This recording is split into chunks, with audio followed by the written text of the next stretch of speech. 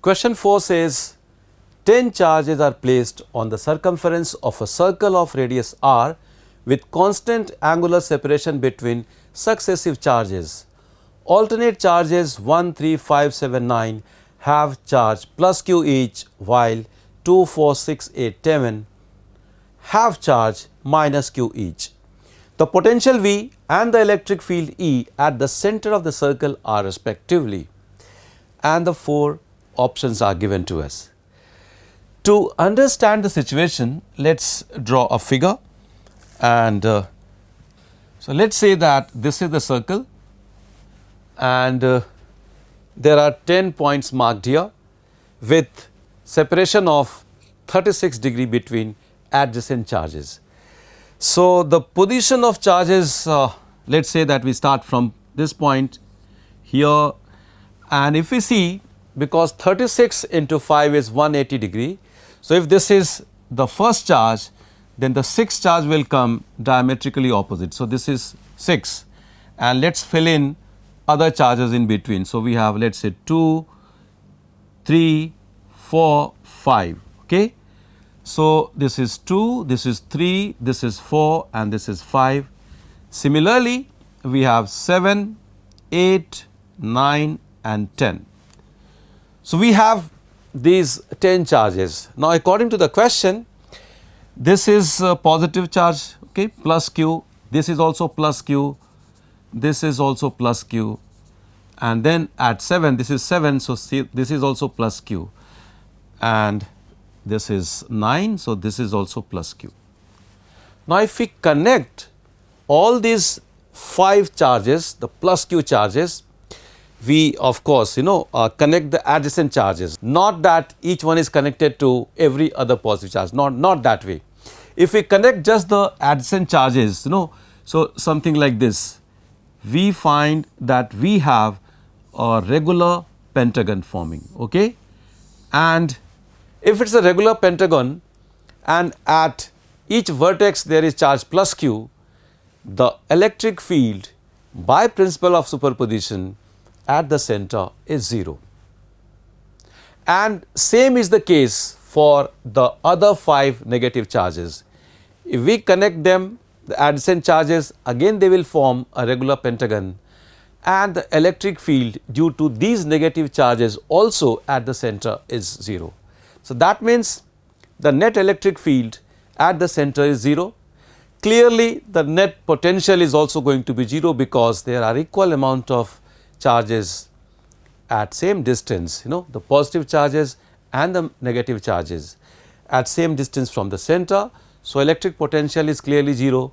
So is the electric field, and that means for this question we can take the first option as the correct option. Let us now go to the next question. Question number 5 says the correct match between the entries in column 1 and column 2 are. We see in column 1 there is radiation, different types of radiations, microwave, gamma rays, AM radio waves, that means amplitude modulated radio waves, and X-rays. In column 2 the wavelengths have been mentioned, and we have to find the correct match between the 2 columns. Well, this is if you look at the entries in column 1, it is a common knowledge that among all these waves the gamma ray has the shortest wavelength. So, we can match gamma ray with the shortest wavelength on the right hand side. So, that means B should match with 2, 10 to the power minus 15 meter. Then comes the X-rays. X-rays have a little bit longer wavelength, a greater wavelength than gamma ray. They are also very short in wavelength, but then according to this logic, X-rays, the wavelength is of the order of a few angstroms. So, we can match X-rays with 10 to the power minus 10 meter. Well, 2 of the matching is done. Among the microwave and amplitude modulated radio waves, microwave has shorter wavelength. So, that means that leaves us with A matching with option 4, or rather entry 4 in column 2, and finally for the amplitude modulated radio waves, we can match it with 100 meter. So, with this kind of matching, if you look at the options, option 2 is matching with the discussion that we did. Okay, that means A, the microwave corresponds to 10 to the power minus 3 meter, the gamma rays corresponds to 10 to the power minus 15 meter, the amplitude modulated radio waves corresponds to 100 meter, and X-rays corresponds to 10 to the power minus 10 meter.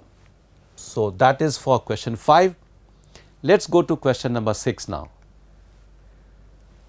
Question 6 says two Zener diodes A and B having breakdown voltages of 6 volt and 4 volt respectively are connected as shown in the circuit below.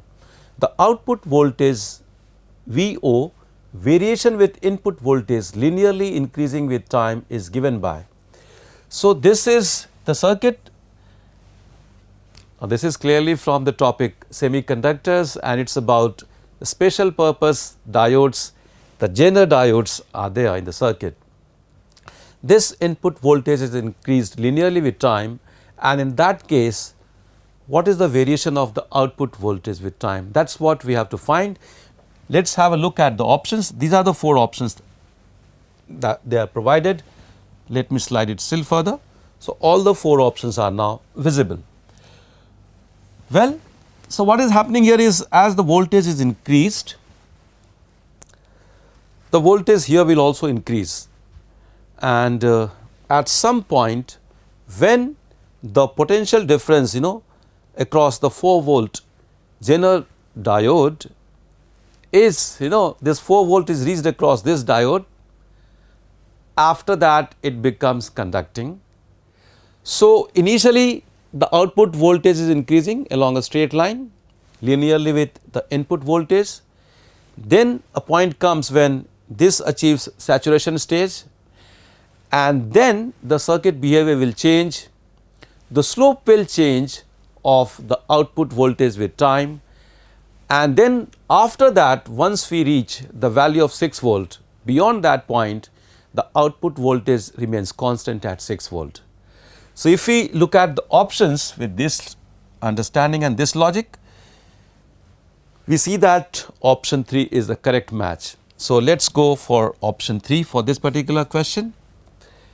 It is time now to go to question number 7.